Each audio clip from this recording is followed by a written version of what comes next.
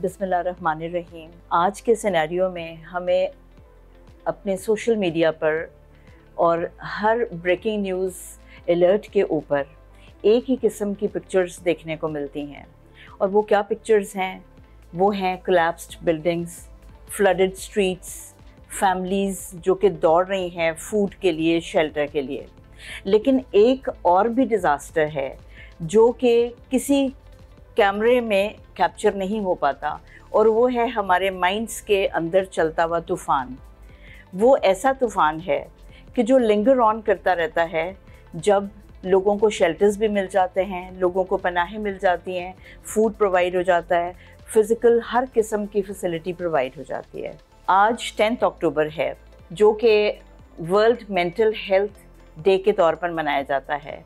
इस दफ़ा 2025 में हमारे लिए एक वार्निंग है इस मेंटल हेल्थ डे पर, और वो ये है कि हमारा सर्वाइवल सिर्फ दिल का धड़कना और सांस का लेना नहीं है, बल्कि हमारा जो सर्वाइवल है, it is about memory, it is about meaning, it is about fragile chemistry of human mind.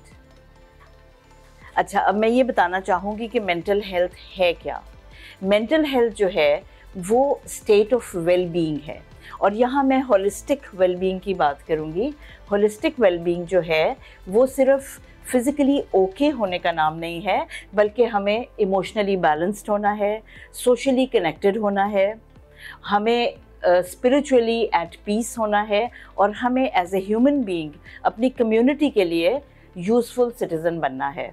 हम में से ज़्यादातर लोग जो हैं वो रिजिलियंट होते हैं, लेकिन जब हमें रातों रात किसी नेचुरल कैलमिटी जैसा कि फ्लड्स हैं, अर्थक्वेक्स हैं, या कोई इमरजेंसीज़, तो फिर ये होता है कि हमारा बैलेंस, हमारा रेजिलियंस जो है वो बिल्कुल शैटर हो जाता है।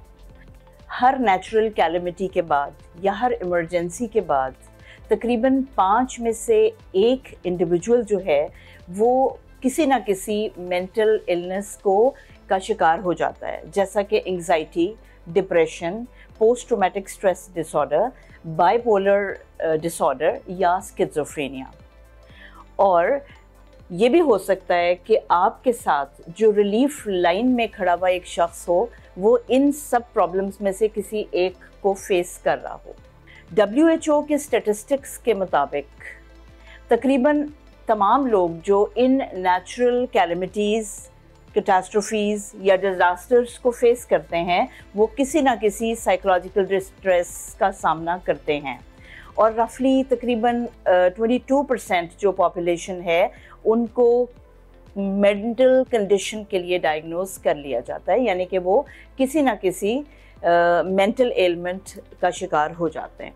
यहाँ पे मैं एक बहुत इम्पॉर्टेंट बात ऐड करना चाहूँगी, और वो ये है कि जो हमारे फ्रंट लाइन हीरोज़ हैं, जो वॉलंटियर्स हैं, जो हमारी वर्क फोर्स होती है, जो फ़ौरन अपनी सर्विसेज प्रोवाइड कर देते हैं अफेक्टीज़ के लिए, उनको ख़ुद भी किसी ना किसी स्टेज पर जाकर डिप्रेशन, एंग्जाइटी और बर्नआउट का सामना करना पड़ता है, क्योंकि उनके ऊपर एक प्रेशर होता है दूसरों को हेल्प करने का, दूसरों को क्राइसिस में देखते हैं वो, और फिर साथ साथ ये कि वो उनकी स्लीपलेस नाइट्स होती हैं, वो सिर्फ काम कर रहे होते हैं।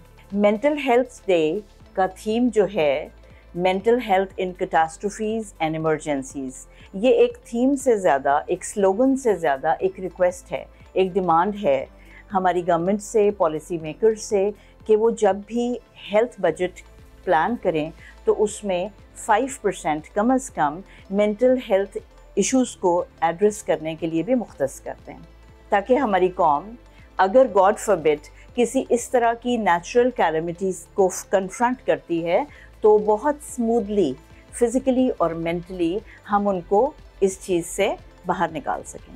Thank you.